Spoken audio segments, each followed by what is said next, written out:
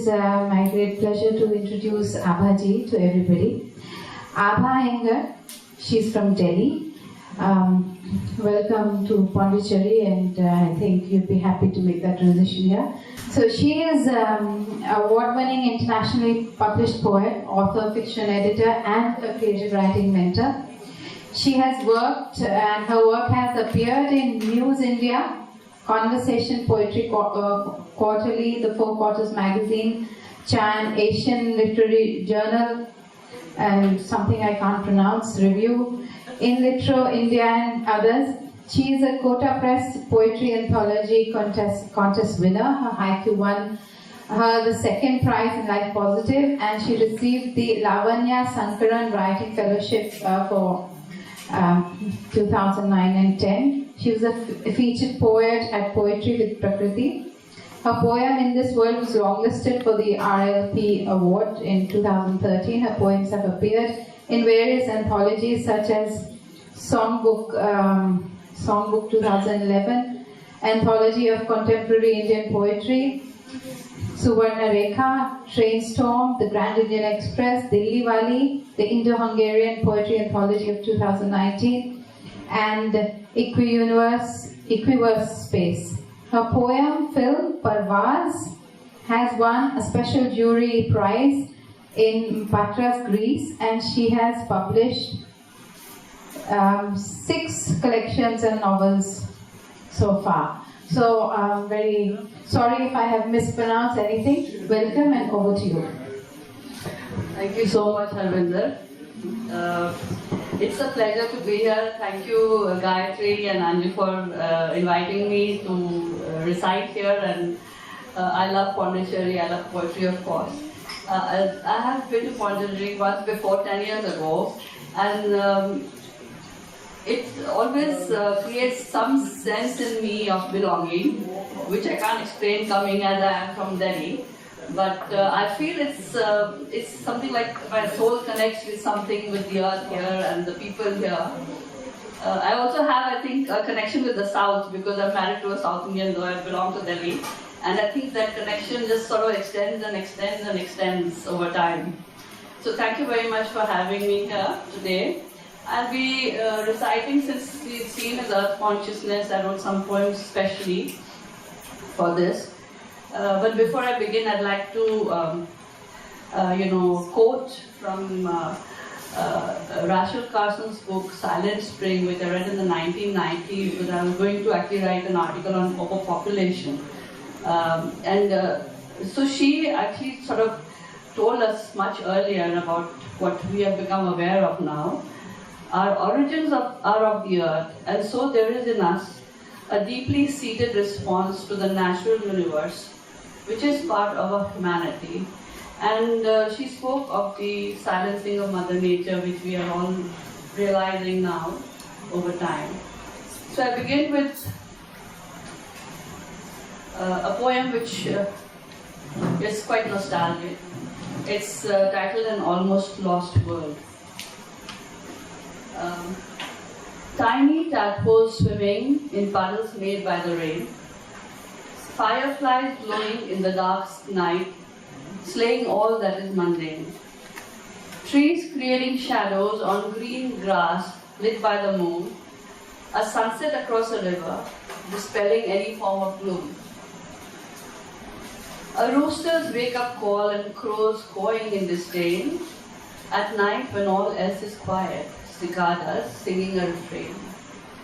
The chatter of several friends as they laugh over coffee and cream, or share a quiet evening by the tinkle of a stream. I have so often run wild, the wind upon my hair, with arms flung wide, and felt above despair. I've climbed trees, scraped my knees, and drunk from spring streams, slept under stars at night, with both nightmares and dreams. Touched a soft flower's petals, smelt its powdery smell. Oh, the pleasures of nature are too many to tell. If you have done all this, you have known immense joy. But if all you have played with is an artificial toy, sat at home with the mobile and homework that's never done, WhatsApped and YouTubed and considered it to be fun, then before you lose touch with what the earth gives us, go out and play and run and jump. Nature's treasures are too much. These are wonders you may soon never see. Flowers and trees, the buzz of bees, experience the pleasure of a scraped knee. The next poem is We Who Talk of Wars. We who talk of wars of others who slashed and burned, rampaging invaders, destroying everything we had sown, know of terror that lies for us, waiting at every turn. We talked about it loudly, showing our deep concern, how history has witnessed ways we are cut to the bone. We will talk of wars of those who slashed and burned. But we have done the same. This we have come to learn with our earth, and it's a guilt we can't disown. Know that terror lies for us, waiting at every turn. Living in houses covered with smog, no sign of the sun, we hacked trees, killed animals, made sure the birds had flown. We who talk of wars of others who slashed and burned. A ravished earth has retaliated her angry wave she has flung. As tsunamis lay waste, forest fire spread, her anger is full blown, warning what terror lies for us, waiting at every turn. We did it too, our earth didn't matter when we could not get our fill of concrete bricks and buildings and money in the till. We want to talk of wars, of others who slashed and burned. Know now, earth's terror lies for us, waiting at every turn.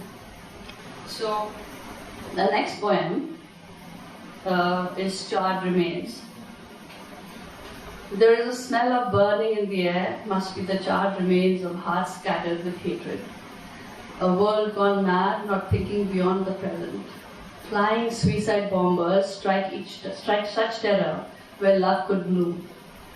The flowers of yesterday lie wilted and dead. No new ones are shooting up in soil, damaged beyond repair. A bleak and naked land and roads leading to despair.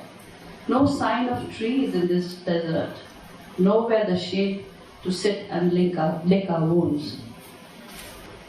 This poem was published in 2015. It's also on, it's titled Only the Earth Has Home, so I decided to include it here. I will just mull and brew, like tea gone dark and thick. And then, after so much wondering, should I not? I will up and leave and call it being instinctive. As if it was always there in me to do. To up and leave on a whim, as if I had not thought about all of this over time, all the time, sipping it through. The dregs of tea still lingering in my mouth, the aftertaste of bitterness of an overcooked liquor. Even as I set forth once more, it begins to rain. I stick my tongue out and the taste lightens. Maybe this time I will stay where I come, to a place of belonging it will be for me. But I have thought so many times, and this time may be no different. I may still arrive, survive and ponder. Drink tea, brew it thick, then move, leaving the dregs in my wake. Mixing with the fallen leaves of a tree that gave me shelter for a while. Forming humus, breathing life on a forever forgiving earth, the only place I may embrace. And the last poem in this set of poems, and after that maybe I'll read a small one. So this is actually it's a kind of a dystopian future and how we still should have hope within ourselves despite it. It's titled The City Maze. In the maze of the city she walked, with the utter desperation of one who is lost, arms close to chest. She hid her body spared. She could not bring herself to sit anywhere. Her eyes closed tight, no bird nor tree in sight. A barren landscape of cement and concrete buildings. Flyovers circling like snakes, waiting for drivers to make mistakes. It all appeared alien, unforgiving, demanding something she did not know what, where, or why. Then she saw a little white flower, struggling to reach the sky, from between rock and rubble at her feet. Its slender neck held high above the mug and sleet. Wishing it had a smell, she could not help but sigh. She dare not touch it, for it may mean the flower could just die. Death for so delicate a thing could happen quickly yet. The flower raised a happy head, and this she could not get. Her insipid face grey with fatigue, her eyes dry as dust, took in the struggle of the flower to survive as though it was a must. Breathing in the leaden air, she moved her arms falling to her side, no longer clinging to herself and much improving her stride. For the image of the flower was what she had in mind, and forgetting the sleep, the smoke, the rising towers, she would take steps for kin and kind. With the desolate and dreary landscapes, one had to learn to cope. She could not give up now that a small white flower had shown her hope. She decided then and there the present may be bleak, the future hold hard treads, but she would do what she could to raise more flower heads. And I will read a small poem, which is not really related to the theme today, but as an end note. You may tell yourself this: so what if the ego got a little wasted? So what if the patina faded from some spots for that someone who mattered? You still glow, and you will last despite the brushings and bruisings you receive. For there will remain some for whom you will continue to shine, even when you turn to final ash. Stay for them.